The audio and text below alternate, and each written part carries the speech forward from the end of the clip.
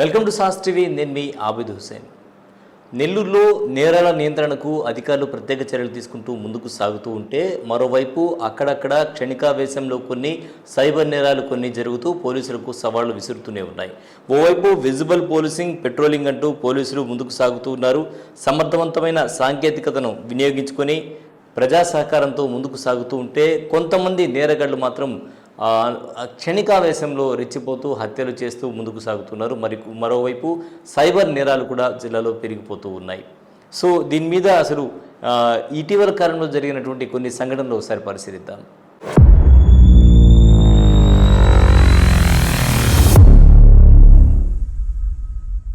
నెల్లూరులో ఇటీవల తీసుకుంటే పొదలకూరు రోడ్లో ఇందిరానగర్లో 2వ వీధిలో మార్చి 14న హత్య జరిగింది.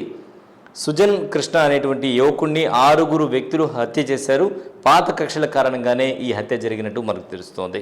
ప్రధానంగా హత్యలకు కారణం పాత కక్షలే అని చెప్పి మనకు తెలుస్తోంది. అలాగే సారాయంగడి సెంటర్లో ఈ నెల 10వ తేదీన మరో హత్య జరిగింది. కార్ డ్రైవర్గా జీవనం సాగిస్తున్నటువంటి వాసు అనే వ్యక్తిని కిరాతకంగా హతమార్చారు. మృతదేహాన్ని తీసుకెళ్లి చెత్త కుప్పలో వేసేశారు. ఇదిలా ఉంటే ఈ నెల 16వ తేదీ 2 హత్యలు జరిగాయి. ఒకటి జాకిర్ హుసేన్కి చెందినటువంటి సుల్తాన్ అనేటువంటి వ్యక్తి. ఇతనికి పెన్నా నదీ తీరంలో కూర్చొని మద్యం సేవించేటువంటి అలవాటు ఉంది అని చెప్పి తెలుస్తోంది. సో స్నేహితుడు నాగరాజు కరీంతో కలిసి రోజువారీ ఏదైతే వెళ్తూ ఉంటారో, అంటే పనికి వెళ్ళి వచ్చిన తర్వాత అలా కూర్చొని సరదాగా మద్యం సేవిస్తూ ఉంటారో, అలాంటి సమయంలో ఏర్పడినటువంటి వాగ్వాదం హత్యకు దారి తీసినట్టు ఇక్కడ మనకు తెలుస్తోంది. మరొక హత్య తీసుకుంటే అయ్యప్పగుడి సెంటర్లో ఇది కూడా సంచలనంగా మారిపోయింది. చేతిలో ఉండేటువంటి కత్తితో హత్య చేయడం జరిగింది. గుర్తు తెలియని వ్యక్తి కత్తితో పొడిచాడు. దాడిలో తీవ్రంగా గాయపడినటువంటి క్షతగాత్రుడిని ఆసుపత్రికి తరలించగా చికిత్స పొందుతూ మృతి చెందాడు. ఈ విధంగా జరగడంతో పోలీసులు ఒక్కసారిగా అప్రమత్తమయ్యారు. విజిబుల్ పోలీసింగ్ అంటూ రాత్రిపూట గస్తీని ముమ్మరం చేశారు. 9 నుంచి 11-11:30 వరకు కూడా పోలీసులు రోడ్డు మీదే ఉన్నారు. నిన్న చూస్తే ప్రతి వాహనాన్ని క్షుణ్ణంగా తనిఖీ చేశారు. ఏ వాహనంలో ఎవరు ఏం తీసుకెళ్తున్నారు, ఏంటి, ఎక్కడి నుంచి ఎక్కడికి వెళ్తున్నారు అని ఇటు పెన్నా బ్రిడ్జ్ దగ్గర నుంచి తీసుకుంటే అటు అయ్యప్పగుడి వరకు మధ్యలో ప్రతి సెంటర్లో కూడా పోలీసులు తనిఖీలు నిర్వహించినటువంటి పరిస్థితి. ప్రతి వాహనాన్ని క్షుణ్ణంగా తనిఖీ చేశారు. ఎట్టి పరిస్థితుల్లో కూడా నేరాలను వదిలేటువంటి సమస్య లేదు అని పోలీసులు అయితే చెప్తూ ఉన్నారు. మరోవైపు డ్రోన్ కెమెరాలతో నిఘా ఉంచామని చెప్తూ ఉన్నారు నగరాన్ని. ఈ నేరాలు ఇటీవల ఏవైతే నేరాలు పెరిగాయో, ఈ నేరాలు హత్యల కారణంగా మరింత నిఘాని పోలీసులు అయితే కట్టుదిట్టం చేశారు. ఎట్టి పరిస్థితుల్లో క్షణికావేశానికి లోను కావద్దు, హత్యలకు పాల్పడొద్దని అవగాహన కార్యక్రమాలు నిర్వహిస్తున్నారు. ఎక్కువగా ఎవరైతే ఈ గంజాయి సేవించేటువంటి వాళ్ళు కావచ్చు, మద్యం సేవించేటువంటి వ్యక్తులు ఉంటారో, అటువంటి ప్రాంతాలు ఏవైతే ఉన్నాయో వాటి మీద ప్రత్యేక నిఘా వహించారు. ఎక్కడ ఎలాంటి అసాంఘిక కార్యకలాపాలకు తావు లేకుండా ప్రత్యేక చర్యలు అయితే చేపడుతున్నామని పోలీసు విభాగం చెబుతోంది.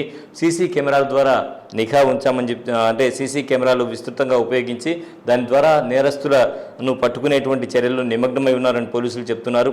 దొంగతనాలు ఇటువంటివి జరగకుండా LHMS ఏదైతే ఇప్పుడు వేసవి ఏదైతే వచ్చిందో, వేసవి నేపథ్యంలో అందరూ కూడా ఇళ్లకు తాళాలేసి తమ బంధువుల ఇళ్లకు వెళ్ళేటువంటి పరిస్థితులు ఉంటాయి.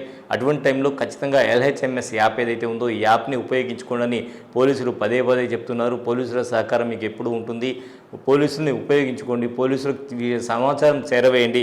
దీంతో ఈ యాప్ ఉపయోగించుకోవడం వల్ల మీ ఇళ్లకి ఇబ్బంది లేకుండా ఉండొచ్చు. ఎందుకంటే కావల్లో చూసాం, ఒకే ఏరియాలో 4 ఇళ్లలో కూడా వరుస దొంగతనాలు జరిగినటువంటి పరిస్థితి, కోవూరులో కూడా దొంగతనాలు జరిగేటువంటి పరిస్థితి, బుచ్చి, ఇలా పలు ప్రాంతాల్లో దొంగతనాలు జరుగుతూ ఉన్నాయి. ఎందుకంటే వేసవి నేపథ్యంలో ఇల్లు విడిచి బయటకు వెళ్ళేటువంటి పరిస్థితుల్లో ప్రతి ఒక్కరు కూడా అప్రమత్తంగా ఉండాల్సినటువంటి అవసరం ఉంది. పోలీసులు అయితే ఆ దిశగా హెచ్చరిస్తూ ఉన్నారు.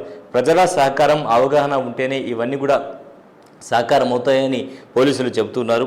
సో పోలీస్ స్టేషన్లో మేమైతే విధులు నిర్వహిస్తూ ఉంటాం, మాకు వచ్చి చెప్తే ఖచ్చితంగా ఆ ఇంటి మీద నిఘా పెట్టేటువంటి అవకాశం ఉందని, క్షణికావేశానికి లోను కావద్దు, క్షణికావేశంలో నేరస్తులుగా మారొద్దు అని పోలీస్ శాఖ అయితే హెచ్చరిస్తోంది. సో మొత్తానికి నగరంలో ఏవైతే నేర ప్రవృత్తి పెరిగింది అని చెప్తూ ఉన్నారు, దీనికి కూడా వివరణ ఇవ్వడం జరిగింది. ఏఎస్పీ గారిని అడగడం జరిగింది, నేర ప్రవృత్తి పెరిగిందా, కారణం ఏంటి అని.